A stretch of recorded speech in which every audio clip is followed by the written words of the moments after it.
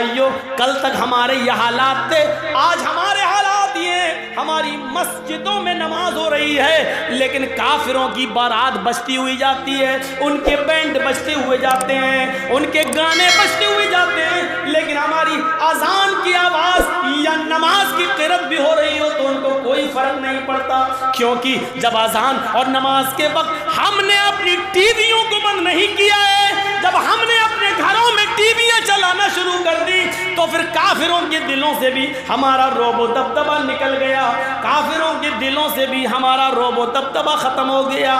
کیوں ہوگا؟ ہم نے کافروں کے دلوں میں اپنی عزت بنائی کہاں ہے؟ کہاں بنائی ہے ہم نے اپنی عزت؟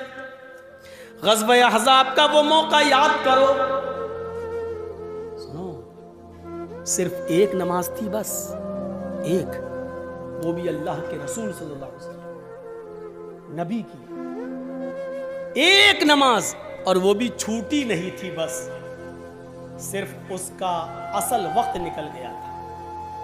غزوہ، جنگ ہو رہی ہے، نام ہے اس غزوے کا غزوہ احزاب، اور سنو، کلیجہ سنبھال کر سنو، دل سنبھال کے سنو اس واقعے کو۔ غزوہ احزاب، کافروں کی طرف سے تیر چل رہے ہیں، مسلمانوں کی طرف سے بھی تیر چل رہے ہیں۔ یہ جنگ اتنی خطرناک ہوئی کہ عصر کی نماز کا وقت آ گیا، لیکن صحابہ کرام سنبھل نہیں پائے، کوئی ادھر تھا کوئی ادھر تھا، نماز پڑھیں تو کیسے پڑھیں؟ ایک ساتھ ہوتے تو چلو آدھے پڑھ لیتے، آدھے جنگ کرتے، پھر یہ جو آدھے پڑھ چکے ہوتے یہ جنگ میں چلے جاتے، جو چھوٹ گئے وہ بعد میں پڑھ لیتے، لیکن کوئی ادھر ہے کوئی ادھر ہے۔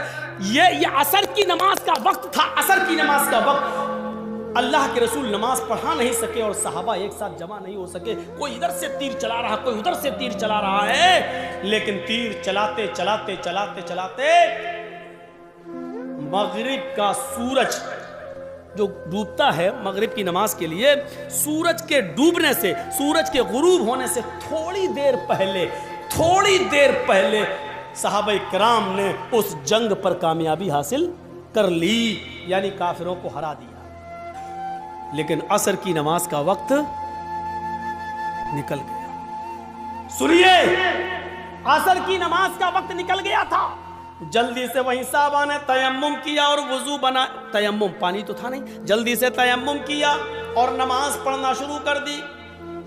سورج ڈوبنے سے غروب ہونے سے پہلے اللہ کے نبی نے اور صحابہ نے عصر کی نماز پڑھ لی، صرف وقت نکل گیا، جو پڑھنا چاہیے تھا پونے، ہم لوگوں کے ہاں کتنے بجے ہوتی ہے عصر؟ آپ کے ہاں کتنے بجے ہو رہی ہے عصر؟ 2:45 پر؟ ہاں کہیں 3:30 پہ بھی ہو رہی ہوگی، ہم 3:15۔ آپ کی مسجد میں کتنے بجے ہو رہی ہے؟ 3:15۔ اب 3:15 کی جگہ پر کوئی آدمی 5:15 پہ نماز پڑھے تو وقت نکل گیا ہے نا اس کا، عصر کا۔ مان لیجئے 5:30 پہ سورج ڈوب رہا ہے اور 5:15 پہ آدمی نماز پڑھ رہا ہے تو سورج ڈوبنے سے پہلے ہی تو پڑھ رہا ہے، وہ سورج غروب ہونے والا ہے۔ جلدی سے اللہ کے رسول نے اور صحابہ نے تیمم کیا اور نماز پڑھ لی، اور پڑھنے کے بعد جو جملے کہے وہ سنو، جو جملے کہے ان کافروں کے لیے وہ سنو۔ ملأ اللہ بیوتہم وقبورہم نارا کما حبسونا وشغلونا عن الصلاة الوسطی۔ بخاری شریف کی حدیث کے الفاظ ہیں، اللہ کے نبی فرماتے ہیں الہ العالمین، جن کافروں کی وجہ سے آج ہماری عصر کی نماز کا اول وقت نکل گیا،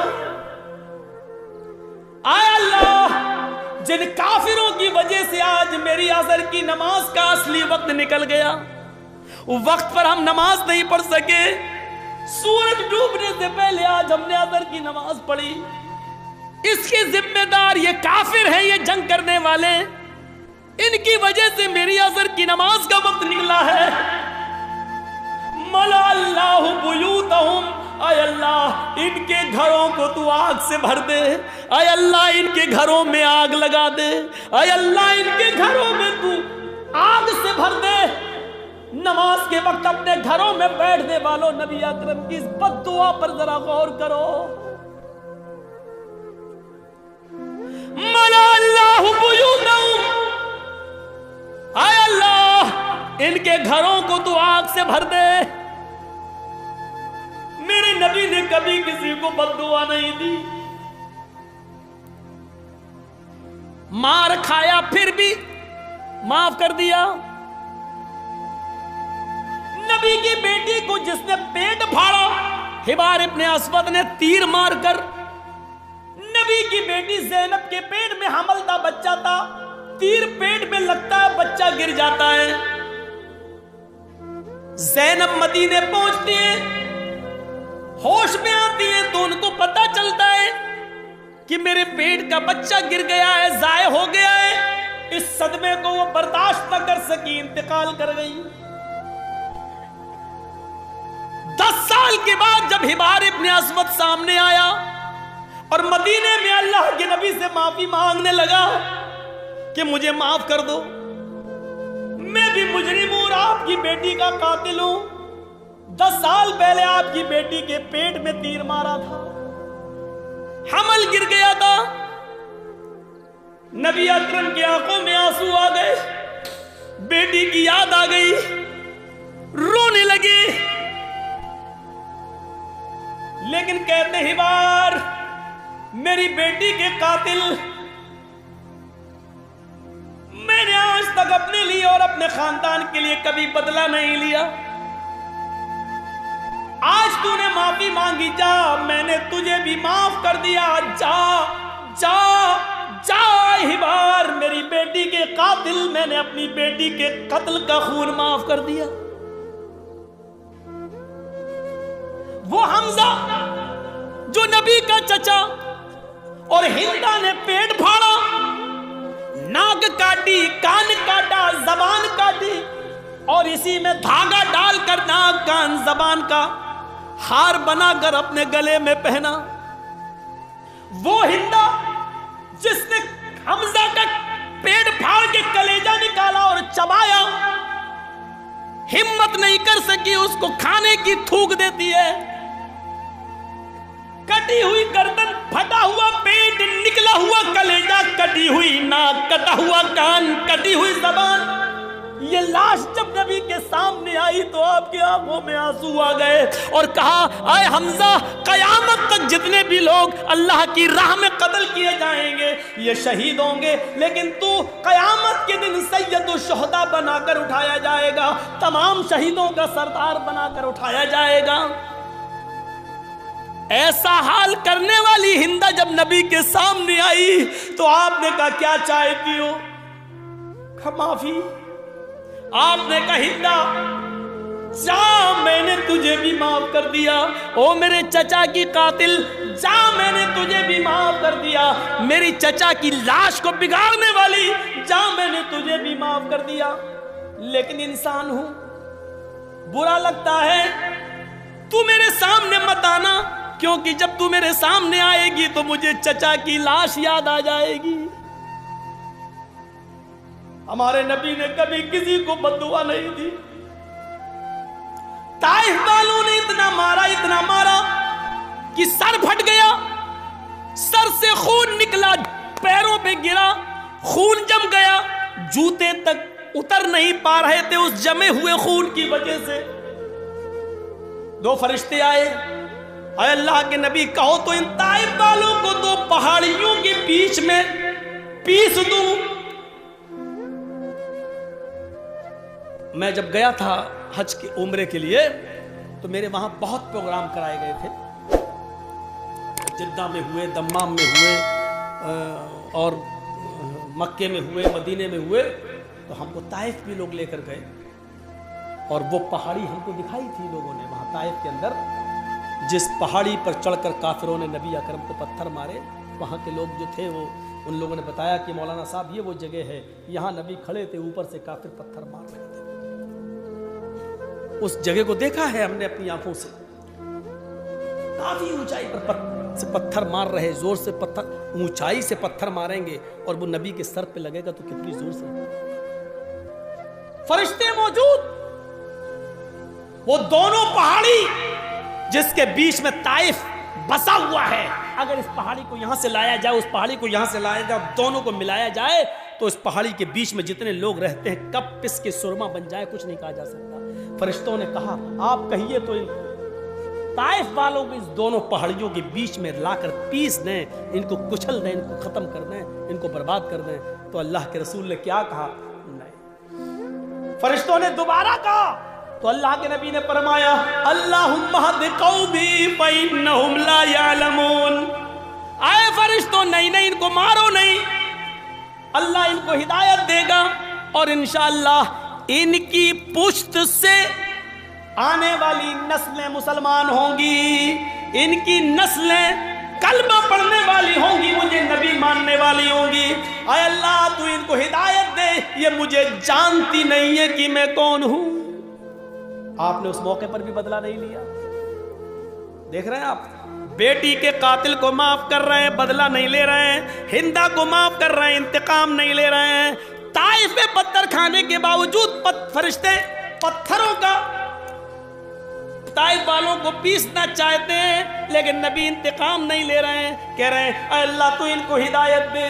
مار کھا کر دعائیں دینے والے نبی، لیکن آج اصول دیکھو، جس نے کبھی بد دعا نہیں دی آج وہ بد دعا دے رہا ہے۔ کیا کہہ رہا ہے؟ ملا اللہ بیوتہم، اے اللہ ان کافروں کے گھروں کو آگ سے بھر دے، اس لیے کہ آج انہوں نے میری بیٹی کو قتل نہیں کیا، میرے چچا کا کلیجہ نہیں نکالا، ناک نہیں کاٹی، کان نہیں کاٹا، انہوں نے آج مجھے نہیں مارا، بلکہ آج ان کی وجہ سے عصر کی نماز کا وقت نکلا۔ غور کرو، بیٹی کو مارا تو اس کو معاف کر دیا، چچا کا کلیجہ نکال کے کھانے والی کو معاف کر دیا، لیکن جن کی وجہ سے عصر کی نماز چھوٹ گئی، وقت پر نہیں پڑھ سکے، ان کو معاف نہیں کر رہے۔ اللہ کے نبی کہہ رہے ہیں ملا اللہ بیوتہم، اے اللہ ان کے گھروں کو تو آگ سے بھر دے، اور جب یہ مر جائیں آگ میں، اور جب ان کی قبروں، جب ان کو دفن کیا جائے قبروں میں، تو قبورہم، اے اللہ مرنے کے بعد بھی ان کو بخشنا نہیں، ان کی قبروں میں بھی آگ لگا دینا۔ کتنی ڈینجر بد دعا ہے۔ اندازہ لگاؤ، نماز جن کی وجہ سے چھوٹ رہی ہے وہ بھی سوچیں۔ جرجی صاحب نماز پڑھتے ہیں، نماز کا وقت ہو رہا ہے، مسجد میں جا رہے ہیں، اور آپ نماز کے وقت میں اپنے گھر میں ناشتہ کرانے لے جا رہے ہیں، تو اس کا مطلب یہ ہے کہ آپ کی وجہ سے نماز چھوٹ رہی ہے، آپ سبب بن رہے ہیں۔ یا تو نماز سے اتنا پہلے ناشتہ کرانا چاہیے تھا کہ اذان کے فوراً بعد نماز پڑھی جا سکے، یا پھر نماز کے بعد آپ کو ناشتہ کرانا چاہیے تھا۔ آپ ایسے موقع پر کیوں لے جا رہے ہیں؟ یہ ذہن غور کریے گا، غور کریے گا۔ وہ جنگ ہو رہی ہے، اللہ سبب مت بنیے کسی کا۔ آپ خود نماز پڑھنے رہے، دوسرے کی بھی نماز چھڑوا رہے ہیں، یہ ایک اور گناہ ہے۔ کافر تو ویسے ہی جہنمی ہے، لیکن اللہ کے رسول صلی اللہ علیہ وسلم کیا کہہ رہے ہیں؟ اے اللہ ان کے گھروں کو آگ سے بھر دے، اور مرنے کے بعد جب یہ قبر میں دفن ہو تو ان کی قبروں کو بھی تو آگ سے بھر دے۔ کما حبسونا وشغلونا عن الصلاۃ الوسطی، کیونکہ آج ان کی وجہ سے میری عصر کی نماز چھوٹ گئی۔ اوفو، ایک وقت کی نماز، اور وہ بھی چھوٹی نہیں، پڑھ لی۔ مغرب کے بعد نہیں پڑھ رہے ہیں، مغرب سے پہلے ہی پڑھ رہے ہیں، لیکن اصل وقت نکل جانے کی وجہ سے اب ہم اندازہ لگائیں ہم کہاں کھڑے ہیں۔ مولانا جرجی صاحب، آپ چاہے کتنا بول لو نماز کے اوپر، صبح فجر کی نماز میں ہم پھر نہیں آئیں گے، گھر میں سوتے رہیں۔ ہم تو بڑے باپ کے بیٹے ہیں، ہمارے اوپر تو کسی کی تقریروں کا اثر نہیں ہوا۔ 80-90 سال کے بزرگ علماء آئے، ان کی نہیں مانی، تم تو کل کے لونڈے تمہاری کیا سنیں گے؟ تمہارے جیسے 336 مولوی روز بولتے ہیں، کسی کی نہیں سنی ہم نے، تمہاری کیا سنیں؟ اس تقریر کے ختم ہونے کے بعد پھر بھی فجر کی نماز میں اگر ہم نے جماعت کے ساتھ نماز نہیں پڑھی تو لکھ لو، آپ اپنے جلسہ کرانے میں ناکام ہو گئے۔ سوچ لو، آپ کو کوئی کامیابی نہیں ملی جلسہ کرانے کی۔ اگر تقریروں سے ایمان میں تازگی پیدا نہ ہو، مسجدوں میں نمازیوں کی تعداد نہ بڑھے، تو بیکار ہیں ایسے جلسے۔ اس سے بہتر تھا کہ عشاء کی نماز کے بعد آپ سوتے اور فجر کی نماز سے پہلے آپ اٹھ کر فجر کی نماز پڑھ لیتے جماعت کے ساتھ۔ یہ آپ کے لیے تقریر سننے سے بہتر ہوتا۔ ایک صحابی رات بھر نماز پڑھتے رہے، اللہ اکبر، دعا مانگتے، پھر نماز پڑھی، دعا مانگتے رہے، نماز پڑھی، نماز پہ نماز، سجدے پہ سجدے، عشاء سے لے کر فجر تک برابر نماز پڑھتے رہے۔ نیت تھی فجر کی نماز پڑھ کر سوئیں گے، لیکن تھوڑی دیر پہلے، فجر کی نماز سے تھوڑی دیر پہلے ان کی آنکھ لگ گئی۔ اب سنو، فجر کی نماز سے تھوڑی دیر پہلے، بھائی رات بھر جاگ لیے تو تھوڑی دیر پہلے ایسے ویسے لیٹے تھے، چلو تھوڑا لیٹ جاتے ہیں، کمر سیدھی کرتے ہیں، ابھی اذان کا وقت ہونے والا، گئے کام سے، تھوڑی دیر کی بات آنکھ کھلی، مسجد میں نماز ہو رہی ہے، جلدی سے وضو بنایا، نماز میں شامل ہو گئے، جماعت تو مل گئی، دونوں رکعتیں مل گئیں، لیکن فجر کی نماز سے پہلے جو 2 رکعت سنت پڑھی جاتی تھی وہ نہیں پڑھ پائے۔ سن رہے ہیں؟ غور سے سنیے، وہ نہیں پڑھ پائے۔ فجر کی جماعت نہیں چھوٹی تھی، جماعت مل گئی، سو کے اٹھے، جلدی سے وضو بنائے، مسجد میں چلے گئے، نماز تو پڑھ لی، دونوں رکعتیں مل گئیں، لیکن سنتیں نہیں پڑھ پائے۔ بعد میں جب وہ سنتیں پڑھنے لگے، سنتیں پڑھنے کے بعد فرض نماز کے بعد جب اللہ کے نبی نے سلام پھیر دیا، سلام پھیرنے کے بعد دیکھا کہ وہ کوئی سنت پڑھ رہا ہے۔ سنت کے بعد جب آپ نے ان کو بلایا، آپ نے ان سے کہا یہ بعد میں تم کون سی نماز پڑھ رہے تھے؟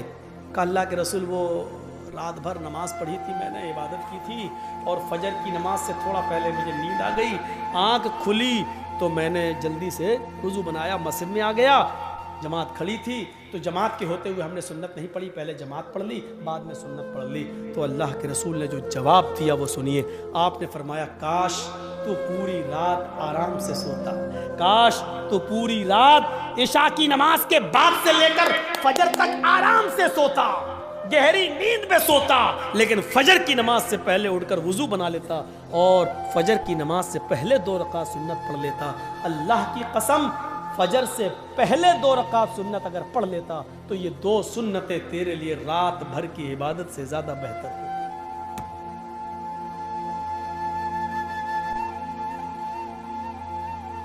فجر کی نماز سے پہلے 2 رکعت سنت تمہاری رات بھر کی عبادت سے زیادہ بہتر ہوتی۔ کیوں جاگے تم رات بھر؟ یعنی ایسی عبادت سے کیا فائدہ کہ جلسہ سنو 12 بجے تک، 1 بجے تک، اور سوتے سوتے 2 بج جائے، اور فجر کی نماز میں جب آپ اٹھ نہ سکیں اور مسجد میں نہ جا سکیں، تو ایسے جلسوں سے کیا فائدہ؟ یہ بند ہونی چاہیے ڈرامے۔ ہاں میں اس کو ڈرامہ کہتا ہوں۔ جو جلسے لوگوں کو نمازی نہ بنا سکیں وہ ڈرامہ ہے، جو تقریریں لوگوں کے دلوں میں ایمان تازہ نہ کر سکے وہ نوٹنکیاں ہیں۔ وہ لیلا مجنوں کی کہانیاں ہیں۔ تصور کیجئے ہم کہاں ہیں۔ نماز کتنی ضروری چیز ہے ہماری سوسائٹی اور ہمارے سماج میں اور ہمارے لیے۔ رمضان کا چاند دیکھا جاتا ہے اور عید کا بھی دیکھا جاتا ہے۔ رمضان کا چاند دیکھنے کے لیے ایک آدمی کی، باشرہ آدمی کی گواہی کی ضرورت ہے۔ اگر ایک آدمی یہ کہہ دے کہ میں نے چاند دیکھا ہے تو دوسرے دن سے روزہ رکھا جائے گا۔ عید کے چاند کے لیے 2 آدمیوں کی گواہی ضروری ہے۔ عید کے چاند کے لیے اصول ہے۔ اب رمضان کے لیے 1 آدمی کی گواہی کافی ہے، لیکن عید کے چاند کے لیے 2 کی گواہی چاہیے۔ کیوں چاہیے؟ اللہ کے نبی سے پوچھو، ہر چیز کا جواب ہمارے پاس نہیں ہے، بس نبی نے کہہ دیا ہمیں ماننا پڑے گا۔ عید کی چاند کے لیے 2 آدمی کی گواہی چاہیے، لیکن جب رمضان میں 1 آدمی کی گواہی آپ مانیں گے یا عید کے چاند کے لیے 2 آدمی کی گواہی مانیں گے، تو اس وقت بھی دیکھا جائے گا یہ 1 آدمی جو روزے کی گواہی دے رہا ہے یہ 5 وقت کا نمازی ہے یا نہیں ہے۔ اگر 5 وقت کا نمازی ہے، باشرہ ہے، سماج میں اس کو جھوٹا نہیں کہا جاتا ہے، اس کی بات مانی جاتی ہے، دیندار ہے، نمازی ہے تو اس کی بات مانی جائے گی۔ नमाज रोजे का पाबंद नहीं है, जुमे तक की नमाज नहीं पढ़ता है, ऐसा आदमी गवाही दे रहा है तो उसकी गवाही भी, चाहे वो कितना भी सच बोल रहा हो, उसकी गवाही भी उसकी जेब में घुसेड़ दी जाएगी। भाग, नहीं तस्लीम की। रोजे का चांद एक आदमी की गवाही है, और एक आदमी अगर नहीं देखता चांद, लेकिन एक औरत चांद देखती है तो एक औरत की गवाही नहीं मानी जाएगी। दो औरतों की गवाही एक मर्द के बराबर है, लिहाजा औरतें दो होना चाहिए। आदमी एक आदमी अगर कह दे बाशरा हो कि मैंने रोजे का चांद देखा है रमजान का, तो रोजा रखा जाएगा। लेकिन एक औरत चाहे वो कितनी भी नेक हो, दीनदार हो, नमाजी तहज्जुद गुजार हो, लेकिन एक औरत अगर चांद की गवाही देती है तो उसकी बात नहीं मानी जाएगी। दो औरतें होना चाहिए। ऐसे ही ईद का चांद दो मर्दों की गवाही चाहिए, लेकिन दो मर्दों ने नहीं देखा है, एक मर्द ने देखा है और एक औरत ने, तो नहीं मानी जाएगी। एक मर्द ने देखा है तो दो औरतें होनी चाहिए, या चार औरतें होनी चाहिए, वो भी बाशरा।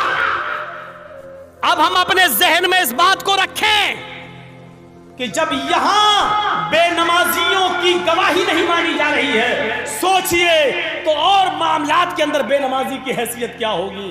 आइए एक और चीज की तरफ हम तुम्हें लेके चलते हैं। या अय्युहल्लज़ीना आमनुस्तईनु बिस्सब्रि वस्सलाह, ये बड़ी प्यारी चीज हम आपको बताने के लिए चल रहे हैं मेरे भाइयों।